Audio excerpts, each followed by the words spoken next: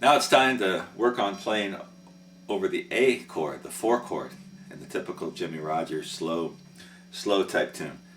And typically, you know, in the first lesson I showed you when he gets to the 4, he's playing an A7 with the open 5th string as the bass.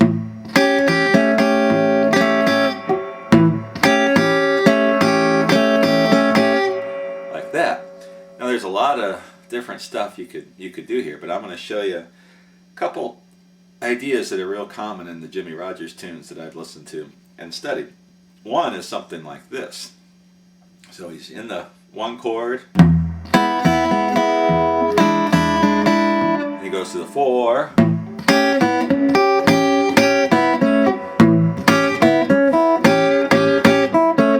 he does something like that. Now I'm not sure if he's just taking his bar finger off the A7th and playing single notes like this,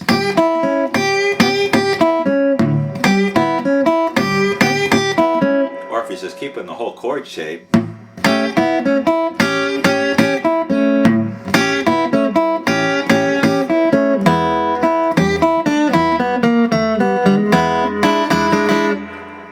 I can't tell, but you could do it either way with the chord shape.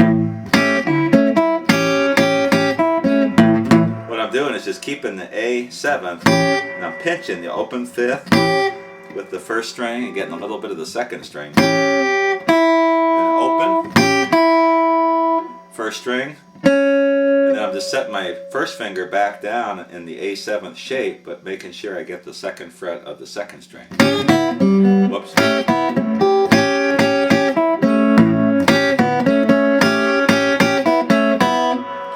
back to the 1. One more time. And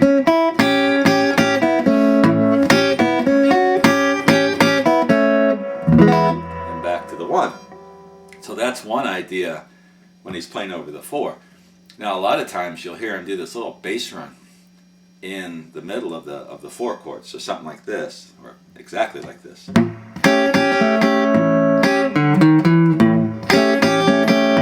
What I'm doing is this is like a Lightning Hopkins type thing. Open 4th string, 1st fret, 2nd fret, 4th string, and then open 5th string. So when I'm playing over the A, it's like this. And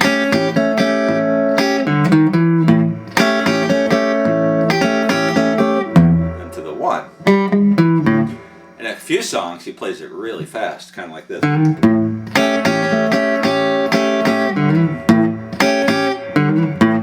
You can hear him just very quickly throwing that in before he finishes off the A7th part, the 4 chord part. So one more time.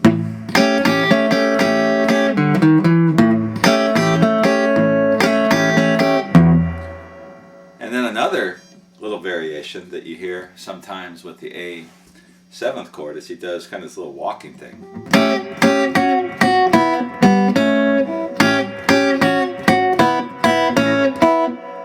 Like that. And all I'm doing, again, I don't know if he's keeping the bass going and just using his fingers without the chord shape. Doesn't sound like it. It sounds like he's keeping the chord shape. A7. That way he's picking the 1st and 2nd strings at the same time. It's a double stop. So he's taking his ring finger and taking it off and putting his 2nd finger on the 2nd fret of the 1st string. So it's like this.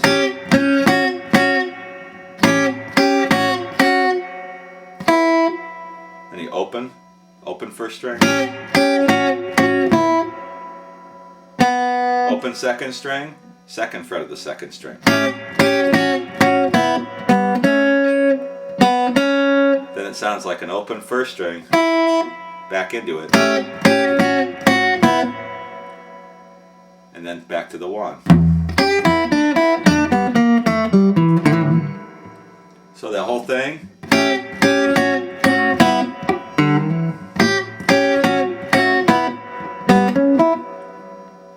I threw in that bass run, I didn't mean to.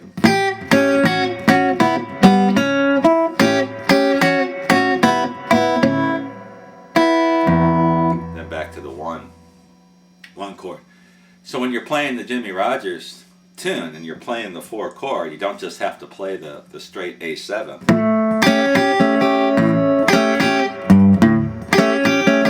You can play these, or you hear both of those in some of the slower tunes. Now I did a little bass transition there that you can use where I just go to the 3rd fret of the 6th string and then open 5th. So I showed you this one, but you could do this one too. So let me show you playing the A7th.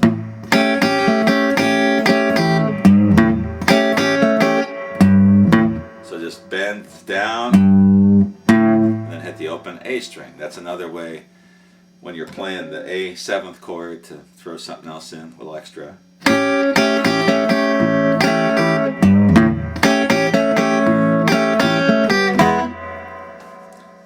And there you go. Now when he plays over the 4 in his solos, he'll go up here and do some single string runs over the A shape, F chord shape, A scale. And I'll show that to you later when we talk about the solos.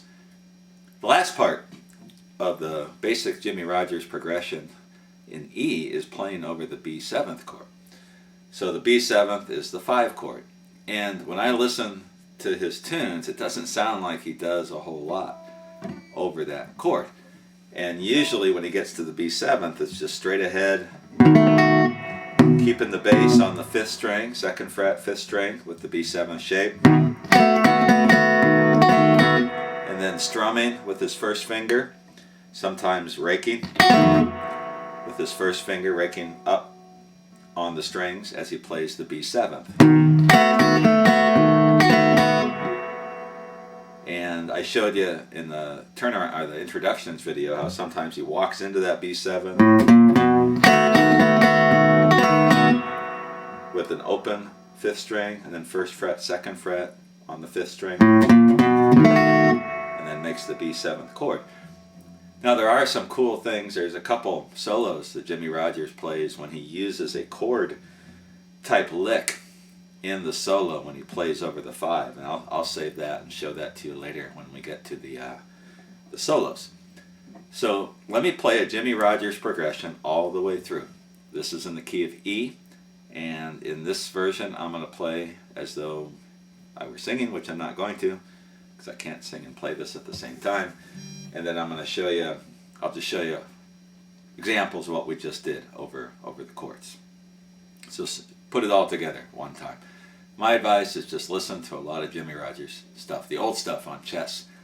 And In the Evening, My Little Machine, Left Me with a Broken Heart, those are all slow songs that feature the same kind of thing. The World is in a Tango is another slow one, and he has a bunch of others.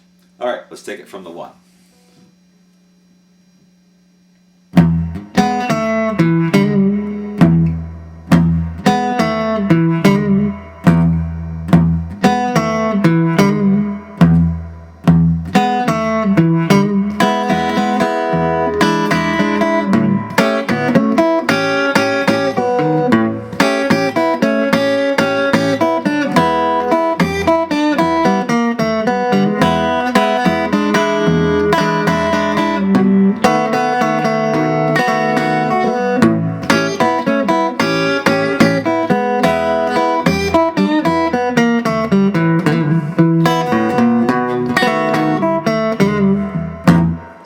There's a verse. I threw some stuff in, tried to play that bass part, didn't get it right, but you get the idea of where that would fit in. And that's just a typical Jimmie Rodgers progression. And now, usually when you play the licks over the E chord, he mixes them up, plays it a little differently every time. There's a couple songs where he plays almost the exact same thing. And those licks he'll play as turnarounds too, and later when we get into the turnarounds I'll show you a few more of those. And then again I have some tabs written out with some from particular Jimmie Rodgers songs that I've listened to and tried to pick out note for note for you, so if you want to check those out. That's it, and when we come back what we'll start doing is taking a look at the bass parts. And in the Jimmie Rodgers guitar style there's a lot of really typical Chicago blues bass runs, but also a few that are unique to his playing. that we'll figure out, and then we'll be ready to tackle the solos and some of the other stuff. If you have any questions, comments, feel free to contact me, and especially if you know of anything that I'm not doing correctly or anything that I'm missing, I'd love to hear from you.